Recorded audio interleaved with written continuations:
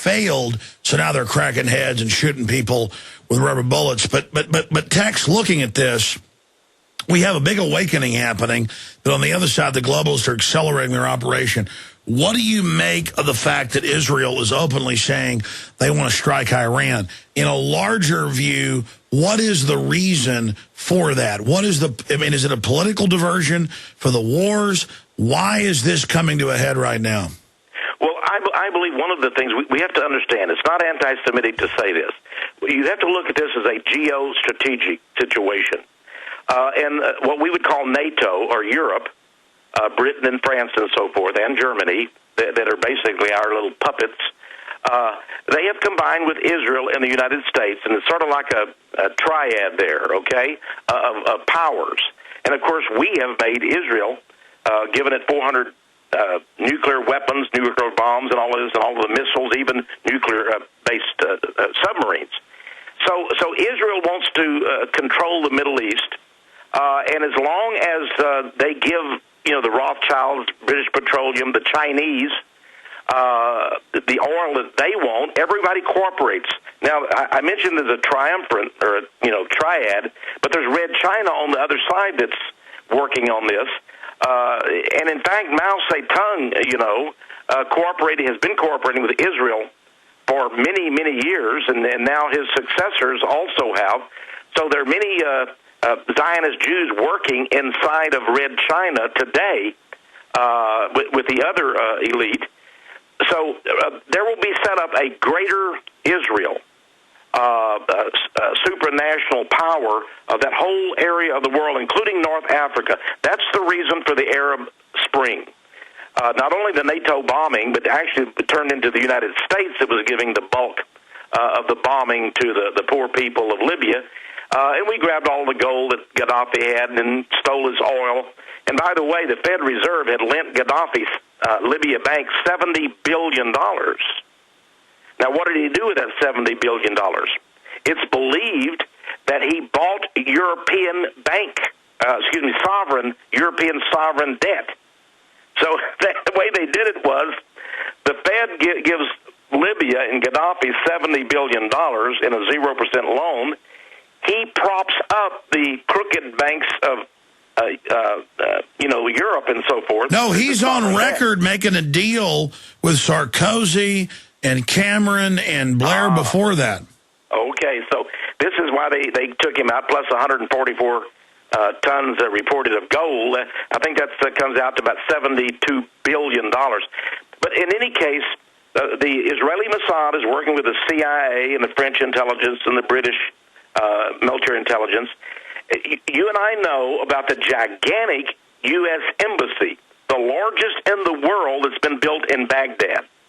So it is going to have 17,000 employees. Now, Iraq is a nation of around 24 million people, about one-third the size of Texas. But we have the largest United States embassy in the world. It cost over $1 billion to build. And you have pictures of it. You can find them on Google. Just, Google it up and ask for the U.S. Embassy construction. And they seemed like 100 big cranes to build it. Why would we need that there? Well, we need it to superintend, and there will be Israeli agents working with us, just like they were at Abu Ghraib in the torturing business. And there will be the British agents and so forth. So this is like the control choke point, this U.S. embassy for the whole Middle East and as well as Africa, although there will be an African command. This is really what is going on. They're building up their geostrategic New World Order. Israel is a part of it. And of course, the Palestinian people are just, that's the way it goes. That's why they don't want them to be a nation, because then they might have a beef in the United Nations, so they're going to keep suppressing them, as they've been doing. But what is Israel thinking? Because I've seen Netanyahu earlier this year get rid of the Mossad chief and others, or is that all part of theater, like all of Israel is involved in this? I mean, this is so crazy to be doing this. Okay, let's go from the beginning. In 1948, Israel, as a Jewish nation, was founded by Ben-Gurion and the other terrorists, the Irgun gang, and so Rahm Emanuel's father was a member of one of those gangs. Israel Shamir, Menachem Begin, all of those people who later became prime ministers were murderous, cutthroat terrorists. Now, they had their operations operated. You can read this in the book, The Ethnic Cleansing of Palestine, by a great Jewish historian, Elian Papi. And he notes that the very first building they set up their headquarters in Tel Aviv, which was, by the way, a city founded in 1909 by Rothschild, but it was called the Red House. Why was it called the Red House? Because they were all red communists. And these were the same people who had bludgeoned and murdered much of Eastern Europe. By the way, Steve Pachenik, who's reportedly Jewish himself, he was on like a month ago about the Iran attack, and he was saying all this, and he was saying that people around Israel are communist, and they're going to do all this, and they worked with Hitler, and it was all wild. I don't know why he was coming on air just saying all that. Well, Christian ministry, not too long ago, I was talking with the head of it, and they were telling me that they were giving about $600,000 a year in donations to a Israeli hospital, just as a goodwill project. And I told them, I said, well, they have socialized Medicare, like Obamacare in Israel. He said, they do? I said, yes. And not only that, they have free abortions for all Israeli women. Other than Japan, Israel has the highest abortion rate in the whole world. He was shocked. He had no idea of this. But yes, it is a socialist, communist country. Well, but again, I saw ads on Fox News for a group, and I went and looked it up, and they were doing abortions. So it's Christian to abort Jewish children? Because I guess you're anti-Semitic if you don't want to kill Jewish children. Well, you can't, Christians, or if you're a Jew and you become a Christian, you cannot immigrate to Israel. Menachem Begin actually, as prime minister, actually practiced secretly Buddhism. Buddhist Jews can immigrate to Israel, but not Christian Jews. They are prohibited by law from immigrating. So there is a prejudice and a discrimination. I'm not trying to be anti-Semitic. I wish people would check these things out. Then they will know. And this is the reason I believe they're cooperating with us in what I call the murder of the Middle East. It's to their financial benefit and so forth. That's why the pipelines that were built from Iraq go through Israel and southern Lebanon over, one of them is right at Haifa. Well, Tex, I don't think it's anti-Semitic. It's anti-globalist communist influence. I mean, if a Russian's communist, we don't bash Russians, or if a Chinese person is. It's clearly something going on, and it's just extremely frustrating and frightening. Yeah, Bobby Inman lives here in Austin, Texas. Admiral Bobby Inman used to be deputy director of the CIA. He was the guy that helped to catch one of the most horrible spies. In fact, he did more damage to the United States than any spy in history, a man named Jonathan Pollard. He was an American Jew born in Galveston, Texas, Jonathan Pollard, but he began to spy for the Israeli Mossad, and he got a job working at the Defense Department, and eventually he stole over 10,000 top secret and secret documents. And they told everything about where all of our missiles were, our submarines were at any time under the sea. It was a terrible thing. Now, what did he do with these 10,000 documents? First of all, he turned them over to the Israeli Mossad that sold them to Red China. Now, this was during the Cold War. Jonathan Pollard sits in the U.S. prison today. This is worse than the Rosenbergs, who gave the Soviet Union the atomic bomb back in the 50s. Jonathan Pollard.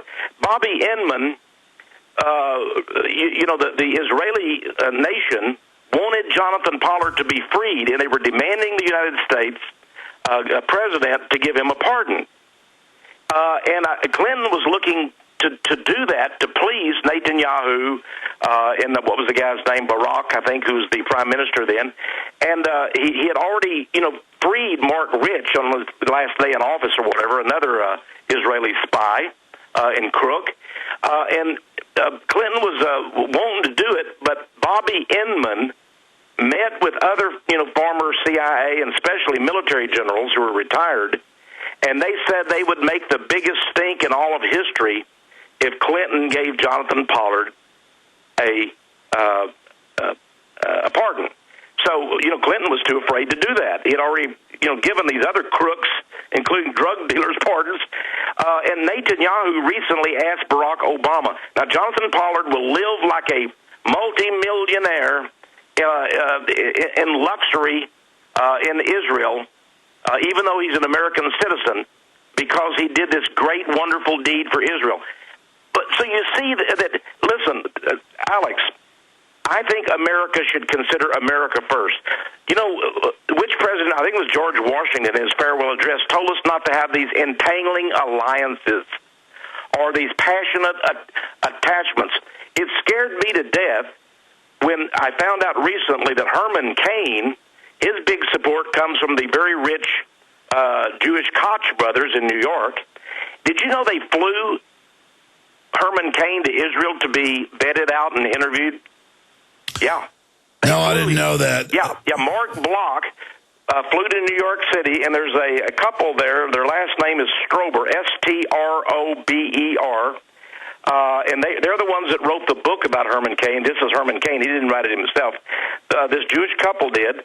They're very, let's just say, attached to Israel, and they arranged for him and his campaign manager, this Mark Bloch, who, by the way, the campaign manager, Mark Bloch, for Herman Cain is so crooked, the Wisconsin courts forbid him for 3 years from even participating in campaigns in Wisconsin because of the crooked stuff he had done.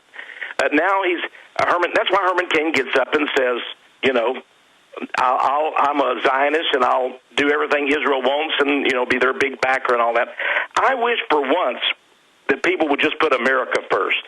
Listen, I believe Israel has a right to exist. Of course, I believe that as a Christian, I've always loved the Bible says whosoever will may come.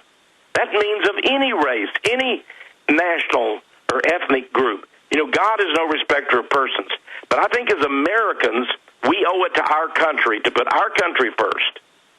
And it's only right that Jonathan Pollard stay in prison after giving 10,000. And in fact, I want to know why we're giving all this aid money to Israel when they gave 10,000 of our most classified documents that revealed our greatest military secrets to Red China. Well, the globalists are teamed up big time with China, and it's a serious issue. Listen, Texe, thank you so much for joining us. We're going to go to a 14-minute video before Weldon Henson joins us, and then calls and more guests here with some country music during this 4th annual Infowars.com Money Bomb, InfoWarsMoneyBomb.com. But I know you have a great newsletter that's free for folks to get a complimentary copy and a lot more. Give us your websites and give us the newsletter, Texe, and thank you for joining us. Sure, PowerOfProphecy.com, PowerOfProphecy.com. And I want to encourage people out there to contribute, to give, as I said, to your